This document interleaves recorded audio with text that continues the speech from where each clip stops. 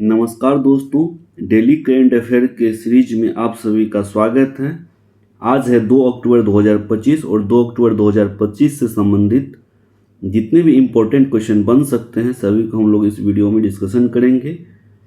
यह जो वीडियो होगा यह आने वाले सभी परीक्षाओं के लिए बहुत ही इम्पोर्टेंट रहने वाला है।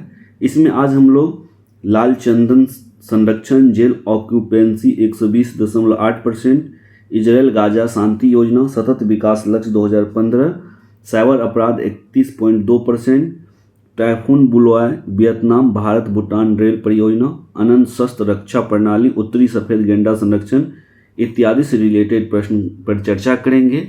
साथ ही इमेज के साथ भी आपको बहुत कुछ याद करवा दिया जाएगा, इसलिए इस वीडियो को शुरू से अंत तक जरूर देखें। आइए शुरू करते आज के पहले प्रश्न से।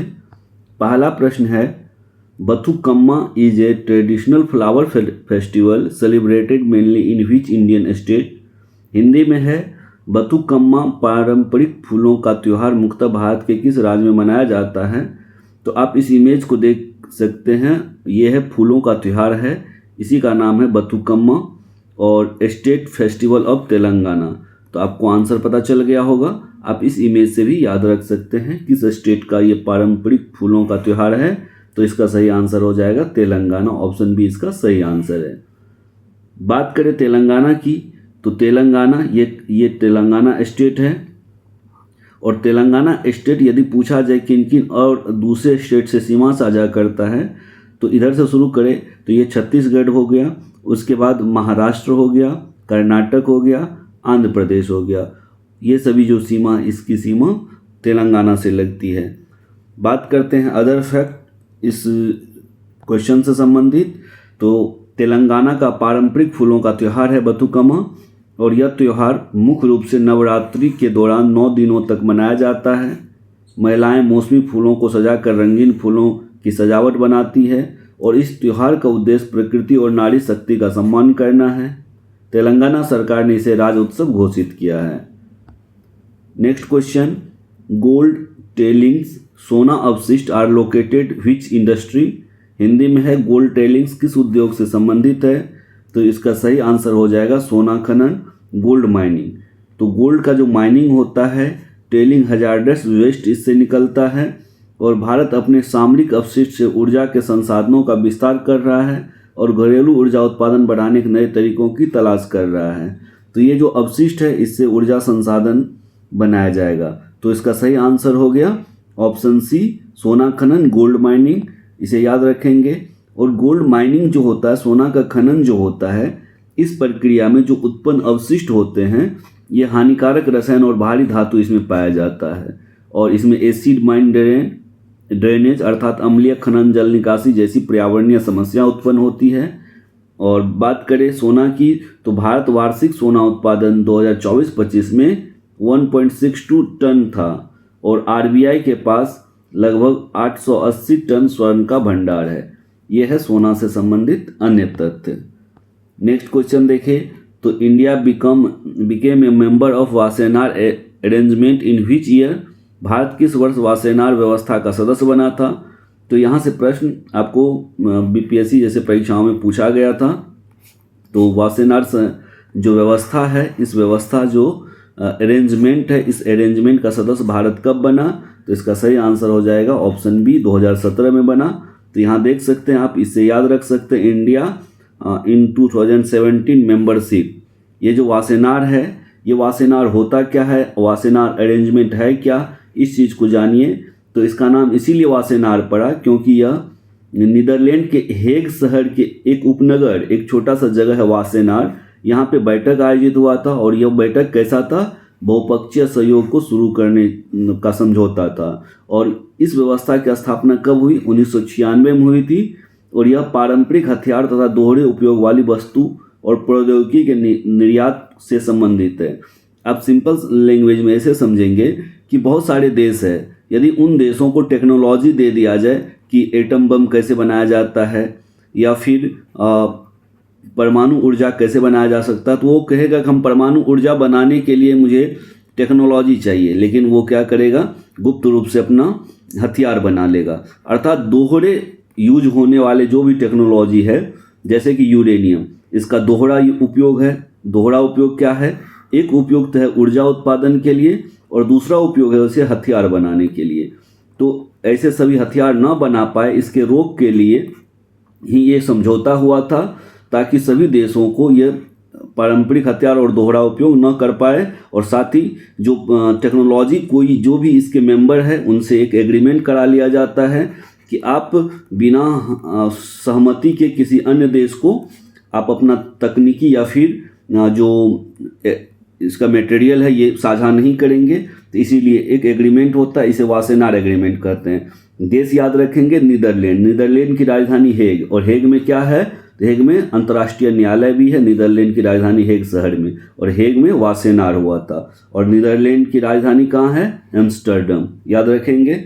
बात करें वासेनार अरेंजमेंट की, तो यह एक्सपोर्ट कंट्रोल है, अर्थात निर्यात नियंत्रण। यही बात अभी हम लोग समझ रहे थे कि किस देश को निर्यात किया जाना है या नहीं किया जाना है, इस पर कंट्रोल रखने के लिए इस व्यवस्था को अपनाया गया था। और इससे 1996 में नीदरलैंड में स्थापित किया गया।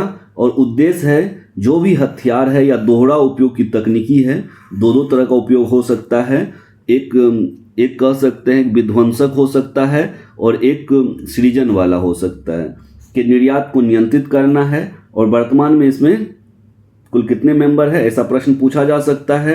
तो वर्तमान में इसमें 42 सदस्य देश है वासेनार अरेंजमेंट में, और भारत 2017 से इसका सदस्य है। Next question, northern white rhino अर्थात उत्तरी सफ़ेद गेंडा is classified in which IUCN? IUCN का full form international union for conservation of nature, Hindi में से अंतर्राष्ट्रीय प्रकृति संरक्षण संघ कहते हैं। किस कैटेगरी में रखा है? हिंदी में देखिए, उत्तरी सफ़ेद गेंडा IUCN की किस श्रेणी में रखा गया है? ऑप्शन है असुरक्षित, संकटग्रस्त, अत्यंत संकटग्रस्त और विलुप्त। इसका सही आंसर हो जाएगा ऑप्शन सी, अत्यंत संकटग्रस्त है। क्यों? क्योंकि only 2 left in the world, संसार में केवल 2 ही बचा है। ये जो 2 गेंडा दिख रहा है केवल यही बचा है संसार में।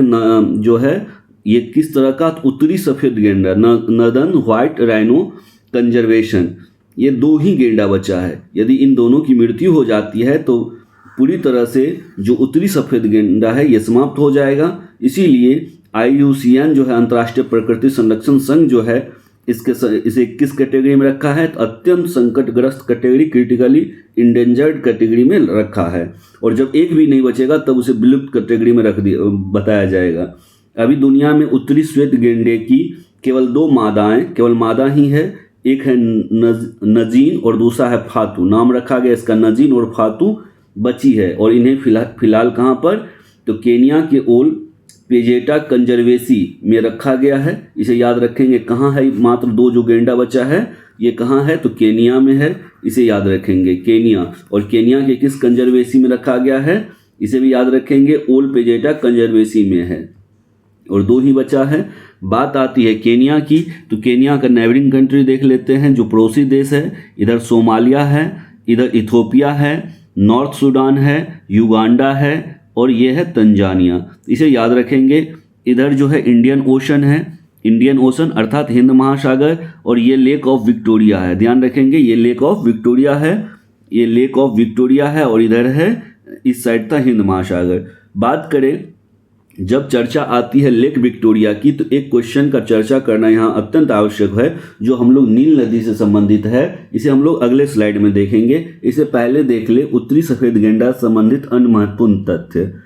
तो ये क्या है? क्रिटिकली इंडेंजर्ड है, अत्यंत संकटग्रस्त है। ऑप्शन सी इसका सही आंसर था। और बात करें सफ़ेद गेंडे की, ये नॉर्दर्न व्हाइट राइनो किसका उप प्रजाति है? तो सफ़ेद गेंडे की उप प्रजाति है। और अंतर्राष्ट्रीय प्रकृति संरक्षण संघ ने इसे किस में रखा है? तो क्रिटिकली इंडेंजर्ड अर्थात अत्यंत संकटग्रस्त की श्रेणी में रखा है।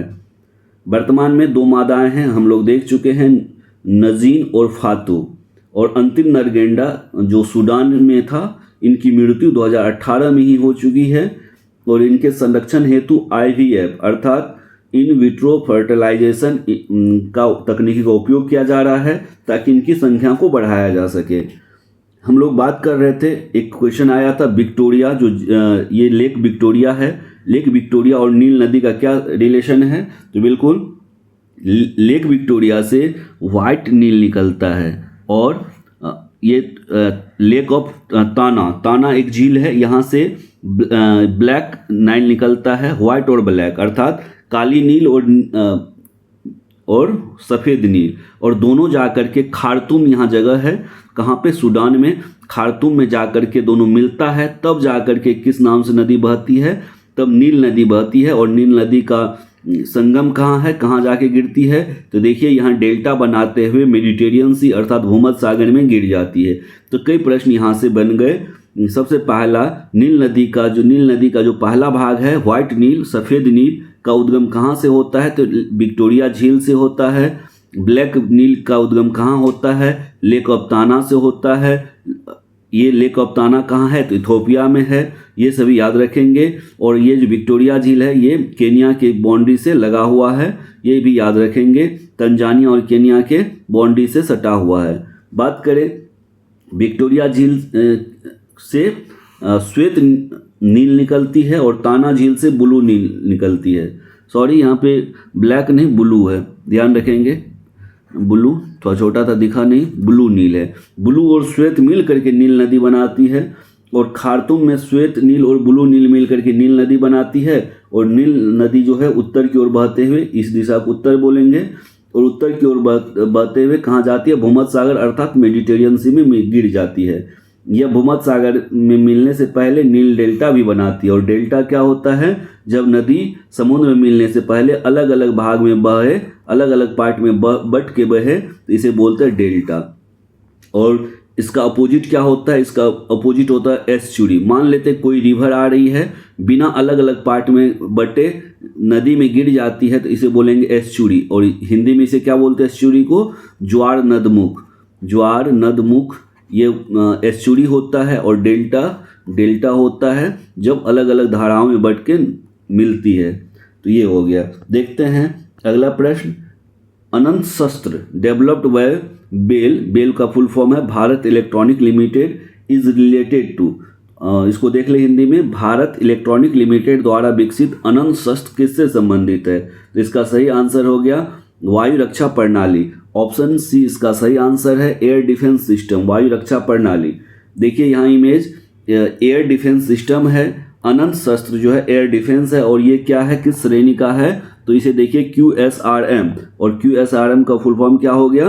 तो quick reaction surface to air missile, अर्थात सरफेस से एयर में मार सकने वाली क्षमता है इसे। सरफेस अर्थात सतह से, पृथ्वी से हवा में मारने वाली, तो एयर डिफेंस सिस्टम है। पूछा जाएगा अनंत शस्त्र किससे संबंधित है? तो ये डिफेंस से रिलेटेड जो प्रश्न आएगा उसमें आ जाएगा, वायु रक्षा प्रणाली का पार्ट है।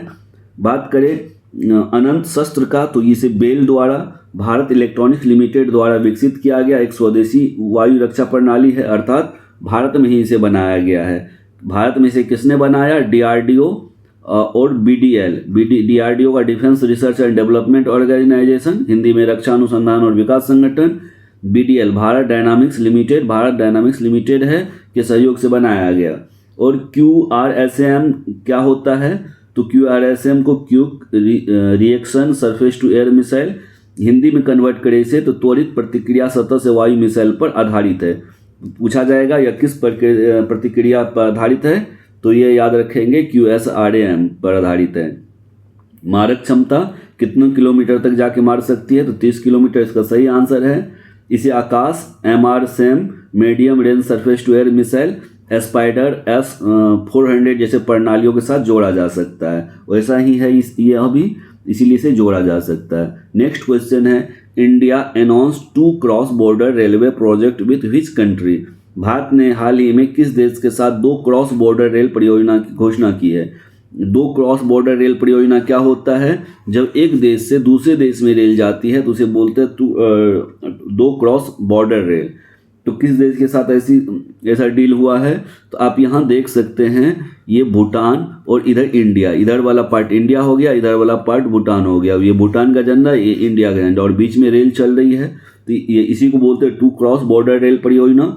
और सही आंसर इसका क्या हो गया? भूटान। ऑप्शन सी इसका सही आंसर है। यदि भूटान की बात आती है तो कुछ क्वेश्चन जो है परीक्षाओं के लिए बहुत इंपॉर्टेंट हो जाता है ज्योग्राफी के दृष्टिकोण से, इसे भी देख लेते हैं। देखिए मैप में भूटान कहाँ है, तो भूटान ये रहा, दिख रहा सबको, ये भूटान है। बात करें और कई बार प्रश्न पूछा जाता है भूटान से कौन कौन से भारतीय राज्य सटा हुआ है, तो ध्यान रखिए भूटान से सबसे पहले सिक्किम 1, सिक्किम के बाद वेस्ट बंगाल 2, उसके बाद असम 3 और अरुणाचल प्रदेश 4, टोटल 4 राज्य जो है भूटान से सटा हुआ है। बात किया जाए, यदि प्रश्न पूछा जाए इधर क्या है, म्यांमार, म्यांमार से कुल कितने भारतीय राज्य सटा हुआ है, तो यहाँ शुरू करिए। सबसे पहला हो जाता है अरुणाचल प्रदेश, उसके बाद क्या होता है नागालैंड 2 नंबर पे, नागालैंड के बाद मणिपुर, मणिपुर के बाद मिजोरम, ये सभी जो स्टेट है म्यांमार से सटा हुआ है। इसे शॉर्ट फॉर्म में एक ट्रिक भी है, वैसे तो आपको इमेज से याद हो जाए तो ज़्यादा बेटर है, फिर भी इसे एक ट्रिक से देख सकते हैं, अना मम्मी से इसका ट्रिक है, अना से अरुणाचल, ना से नागालैंड, म से मणिपुर, मी से मिजोरम, अना मम्मी। बात करें बांग्लादेश, ये बांग्लादेश है, ये ध्यान रखिए ये बांग्लादेश है। बांग्लादेश से कुल कितने स्टेट सटा हुआ, कितने भारतीय राज्य सटा हुआ है, तो ये देख लीजिए। पहला वेस्ट बंगाल, पहला हो गया। वेस्ट बंगाल से आगे जैसे ही जाते हैं तो यहाँ पे थोड़ा सा आसाम आता और आसाम थोड़ा सा यहाँ आता, लेकिन आसाम को 2 हुआ, असम दूसरे में, और 3 नंबर पे मेघालय हो गया। मेघालय के बाद आप देखेंगे इसके नीचे जो है ये त्रिपुरा है, ये त्रिपुरा हो गया। तो इतने स्टेट जो है कहाँ सटे हुए हैं, तो ये बांग्लादेश से सटे हुए हैं, बांग्लादेश से सटे हुए हैं। और साथ ही एक और एक्स्ट्रा फैक्ट याद रखेंगे कि हमारे भारत का जो बाउंड्री है किस देश के साथ सबसे अधिक दूरी तक लगी हुई है, तो इसका आंसर बांग्लादेश हो जाता है। क्या रीजन है बांग्लादेश के साथ क्यों भारत की सबसे अधिक बाउंड्री लगी हुई है, तो बांग्लादेश को 3 ओर से भारत की सीमा घेरती है, इसीलिए यह बाउंड्री सबसे बड़ा हो जाता है, सभी राज्यों सभी देशों की सीमाओं में सबसे बड़ा हो जाता है, 1 नंबर पे बांग्लादेश, तो इसे भी याद रखेंगे। बात करें इस क्वेश्चन की, तो भारत ने भूटान के साथ 2 क्रॉस बॉर्डर रेलवे परियोजना घोषित की है। साथ ही ये परियोजना जो है काकराझार जो आसाम में और गेलेपू जो है भूटान में, तो काकराझार से गेलेपू जाएगी ट्रेन, और साथ ही दूसरा भी रूट है जो बनरहाट जो है वेस्ट बंगाल में है और समस्ते जो है भूटान में है, इस रूट पर जाएंगी। और ये 2 रेल प्रोजेक्ट है और इसका उद्देश्य है कनेक्टिविटी और व्यापार को बढ़ावा देना। और गेलेपू जो है, गेलेपू विशेष प्रशासनिक क्षेत्र है के रूप में विकसित किया जा रहा है, और समस्ते भूटान का एक प्रमुख औद्योगिक नगर है, अर्थात इंडस्ट्रियल टाउन है। नेक्स्ट क्वेश्चन देखें, तो टाइफून बोलाई जो है ये रिसेंटली कहाँ पर तबाही मचाया था, भारी तबाही मचाया था ये टाइफून, ये क्या है, चक्रवात अर्थात साइक्लोन का नाम बताना, चक्रवात का नाम बताना है। आप इस इमेज को देख के याद रख सकते हैं, क्योंकि इमेज ज़्यादा छपता है दिमाग में, इसीलिए बार बार इमेज पे हम जोर दे रहे हैं। इमेज ये देखिए, ये कौन सा, यहाँ पे आपको दिखाएंगे इमेज में, इस इमेज में कौन सा कंट्री है, तो ये पहले आंसर देखिए किस कंट्री में ये तबाही मचाया है टाइफून बुलवाए, तो इसका सही आंसर हो जाएगा ऑप्शन बी, वियतनाम। बात करें वियतनाम का, इसे थोड़ा बड़ा करके देखिए, ये है वियतनाम कंट्री, और वियतनाम ये वाला वियतनाम है, वियतनाम की राजधानी हनोई है, ये पूरा का पूरा वियतनाम है। यदि बात करें कि ये वाला जो है ये वाटर बॉडी है अर्थात जलीय भाग है, तो ये क्या है, तो दक्षिण चीन सागर है, ये दक्षिण चीन सागर है, ये इसे दक्षिण चीन सागर नाम दिया जाता है, ये वियतनाम है। और इसके अलावा यदि बात करें तो वियतनाम की सीमा किस किस देश से मिलती है, इसे भी याद रख लेंगे, चाइना से, लाओस से, ये मेकोंग रिवर बहती है यहाँ पे, मेकोंग रिवर, ये याद रखेंगे। तो 2 कंट्री हो गया, तीसरा कंट्री जो है कंबोडिया से, ये सभी कंट्री है, और इसके आसपास में थाईलैंड है, लेकिन यहाँ डायरेक्ट टच नहीं हो रही है बाउंड्री, ये हो गया। उसके बाद और हो ची मिन इसकी एक इम्पोर्टेंट सिटी है वियतनाम की, ये सभी याद रखेंगे। इधर फिलीपींस है, और ये सभी याद रखेंगे। और इसके नीचे जो है इसमें आ जाएगा मलेशिया, उसके बाद एक सिंगापुर हो जाएगा, और सिंगापुर के नीचे इंडोनेशिया वाला पार्ट हो जाएगा। तो साथ ही वर्ल्ड मैप को भी देखते चलेंगे हम लोग। तो इसका सही आंसर क्या हो गया, वियतनाम। देख लेते हैं इसका डिटेल डिस्कशन। वियतनाम जो है टाइफून बुलवाई ने हाल ही में वियतनाम में भारी तबाही मचाई है। वियतनाम की राजधानी हनोई है। वियतनाम में जो है मेकांग नदी और रेड नदी बहती है, ये इसके लिए प्रसिद्ध है। वियतनाम की जलवायु कैसी है, तो उष्णकटिबंधीय मानसून जलवायु है। और दक्षिण पूर्व एशियाई देश में सीमा में चीन, लाओस और कंबोडिया से लगती है। क्या क्या? चीन, देख लीजिए यहाँ पे चीन, लाओस और कंबोडिया, इतने देशों से इसकी सीमा मिलती है, टच होती है। देखते हैं अगला प्रश्न। अगला प्रश्न है NCRB, national crime record bureau, राष्ट्रीय अपराध रिकॉर्ड ब्यूरो जो है, by how much percent cyber crimes increase in 2023। अर्थात अभी तो 2025 है दोस्तों, लेकिन यह अभी हाल ही में ये डेटा या ये रिपोर्ट आया है। 2023 में ही इस रिपोर्ट पर काम किया जा रहा था और अब जा करके इसे पब्लिश किया गया है। अर्थात 2023 में साइबर अपराध कितना बढ़ गया है, तो इसका सही आंसर है 31.2%। आप यहाँ देख सकते हैं सबसे ज़्यादा अपराध, सबसे ज़्यादा जो बढ़त हुआ है किस क्षेत्र में, किस चीज़ में, तो सार्वजनिक रास्ता रोकने के मामले जो है 61% बढ़ गए हैं। कब से कब की बात हो रही है? 2022 से 23 में 61% बढ़ गए हैं ये अपराध। अब बात करें सबसे जिसमें कमी आई है उसको भी देख ले। वरिष्ठ नागरिक के खिलाफ जो अपराध होता है इसमें कमी आई है, माइनस में है, और हत्या भी माइनस में है, अर्थात मर्डर, ये सभी माइनस में चल रहा है। बात करें अन्य तथ्यों की, तो अन्य तथ्यों को भी आप यहाँ से पढ़ सकते हैं, पॉज करके देख लीजिए। इसमें से हो सकता है किसी से भी पूछा जाए प्रश्न। महिलाओं के विरुद्ध अपराध में 0.7% की वृद्धि हुई है, और SC ST अनुसूचित जनजाति केवल ST है, तो ST के मामले में, अपराध के मामले में खिलाफ कितनी अपराध हुई है, तो 28.8% हुआ। ये सभी इंपॉर्टेंट फैक्ट है। आप इसे देखेंगे, NCRB का क्राइम इन इंडिया रिपोर्ट आया है अभी हाल ही में। बात करें इस डेटा की, तो राष्ट्रीय अपराध रिकॉर्ड ब्यूरो इसे जारी करता है, और इस रिपोर्ट के अनुसार 2023 में साइबर अपराध में कितने परसेंट की वृद्धि हुई है, तो 31.2% की वृद्धि हुई। और सबसे अधिक मामले कहाँ पे ऑनलाइन फ्रॉड हुआ है, ऑनलाइन धोखाधड़ी से जुड़ा पाया गया है। और महिलाओं के खिलाफ अपराध में कितने परसेंट की वृद्धि हुई है? 0.7% की वृद्धि हुई है, जिसमें घरेलू हिंसा के मामले सबसे अधिक है। और सबसे अधिक कहाँ पे मामला, अपराध का मामला दर्ज हुआ है, तो दिल्ली को अपराध मामलों में सबसे ऊपर दर्जा मिला है। तो ये सभी इंपॉर्टेंट क्वेश्चन है। बात करें इसी रिपोर्ट के आधार पे एक और क्वेश्चन बनता है कि 2023 में भारत के जेलों की ऑक्यूपेंसी रेट कितना था। इसका क्या मतलब हुआ कि यदि किसी जगह 100 कैदी रखने की जगह है, तो 100 की जगह पे कहाँ कितना रखा जा रहा है, तो इसका सही आंसर हो जाएगा 100 की जगह 120.8 कैदी रखा जा रहा है। ऑप्शन बी इसका सही आंसर है। ऑप्शन बी देख रहे हैं, इसका सही आंसर है। प्रिजन स्टैटिस्टिक्स इंडिया रिपोर्ट में नेशनल क्राइम रिकॉर्ड ब्यूरो ने प्रिजन स्टैटिस्टिक्स निकाला है, अर्थात यहाँ मानवीय दशा, मानवोचित दशा जो है, मानवीय दशा नहीं है जेलों में। अर्थात जहाँ मात्र 100 लोगों के रहने की जगह है, वहाँ 120 लोगों को रखा जा रहा है। अर्थात उनको सही से सोने का, खाने पीने, रहने इत्यादि में कठिनाई महसूस हो रही होगी। इसीलिए इसे NCRB के रिकॉर्ड ब्यूरो में इसे दर्ज किया गया, और इसका परसेंटेज कितना है? 120%। और राष्ट्रीय अपराध रिकॉर्ड ब्यूरो ने 2023 की प्रिजन भारत की जेल सांख्यिकी रिपोर्ट प्रकाशित की है, और इस रिपोर्ट के हिसाब से 120.8% अधिभोग दर है। अधिभोग दर आप समझ गए कि क्या मतलब हुआ, ऑक्यूपेंसी रेट का मतलब समझ गए। इसका अर्थ है जेल की उनकी क्षमता से कितना 20.8% अधिक कैदी है। और रिपोर्ट में साथ ही यह भी बताया गया है कि कैदियों में 73.5% अंडर ट्रायल कैदी है। और सरकार ने सुधार हेतु इलेक्ट्रॉनिक जेल प्रबंधन प्रणाली, जिसे शॉर्ट में प्रिजन मॉडल प्रिजन एक्ट 2023, और fast and secure transmission of electronic record त्वरित और सुरक्षित प्रशासन सिस्टम लागू किए हैं। इससे क्या होगा, इससे ये पता लगाया जाएगा कि कहाँ पे कितने कैदी है। दोस्तों, इस तरह से हम लोगों ने 2 अक्टूबर 2025 से संबंधित जितने भी इम्पोर्टेंट करंट अफेयर्स हो सकते थे, सभी को इस वीडियो में हम लोगों ने देख लिया है। ये आपके आगामी एग्जाम के लिए बहुत ही इम्पोर्टेंट रहने वाला है। तो आपको वीडियो कैसा लग रहा है, आप कमेंट बॉक्स में ज़रूर बताएं, साथ ही अपने दोस्तों के साथ शेयर कर दें। और जो अदर सब्जेक्ट जिसमें साइंस, हिस्ट्री और ज्योग्राफी से रिलेटेड वीडियो अपलोड किया जा रहा है, उसे ज़रूर देखें और अपने दोस्तों के साथ शेयर करें। धन्यवाद।